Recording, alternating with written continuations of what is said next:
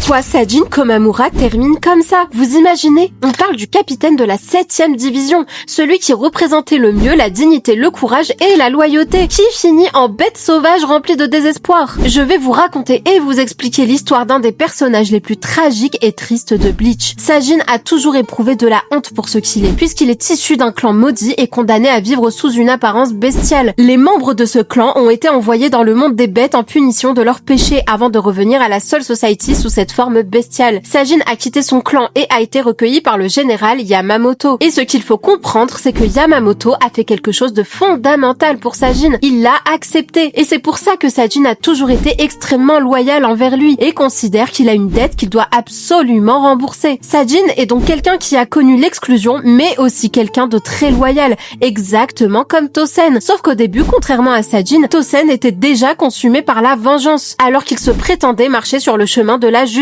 Il retrouve la vue puis devient un monstre, et Sajin l'avait condamné pour cela. Mais ce que je trouve très triste, c'est que quelques années plus tard, Sajin a fini par emprunter exactement le même chemin que Tosen. Quand Yamamoto meurt, Sajin ne perdait pas juste la mort de son supérieur, mais celle de l'homme qui lui devait littéralement sa deuxième vie. L'homme qui l'avait accepté, lui, et reconnu son humanité. Et c'est important de comprendre qu'à partir de ce moment-là, Sajin ne cherchait plus à défendre la Soul Society, mais juste à venger la mort de Yamamoto. Consumé par la vengeance, il a obtenu la technique de transformation humaine, Jinka no Jutsu, lui permettant de briser temporairement la malédiction de son clan, reprendre forme humaine et obtenir une immense puissance. Mais comme pour Tosen, le prix était atroce. Il devait offrir son cœur. Et Kubo n'a pas choisi le cœur au hasard, puisque consumé par la vengeance, il abandonne lui aussi son humanité en sacrifiant son cœur. Il était devenu littéralement immortel et il a fini par terrasser Bambietta qui était sur son chemin. Mais bizarrement, c'était pas un triomphe parce que sa destination a toujours été Iwatch pour venger Yamamoto. J'ai trouvé ce moment d'une tristesse, elle était presque palpable et c'est pour ça que pour moi, c'est un des moments qui m'a le plus touché de Bleach. Sajin finit par se transformer tristement en bête avant même d'atteindre Iwatch. Cette scène m'a littéralement brisé le cœur. Et comme l'a dit Kubo, c'était pas simplement parce que le chronomètre était arrivé à 0, mais parce que la malédiction s'accomplit quand Sajin s'abandonne complètement à une vengeance égoïste. Finalement, il finit par comprendre Tosen. C'est ce qui rend l'histoire de Sajin si tragique, puisque toute sa vie, il avait eu honte d'avoir l'apparence d'une bête. Pourtant, ce n'était pas son apparence qui faisait de lui une bête. Yamamoto l'avait compris, Tosen l'avait oublié, et Sajin ne l'a compris qu'au moment où la vengeance lui a tout pris.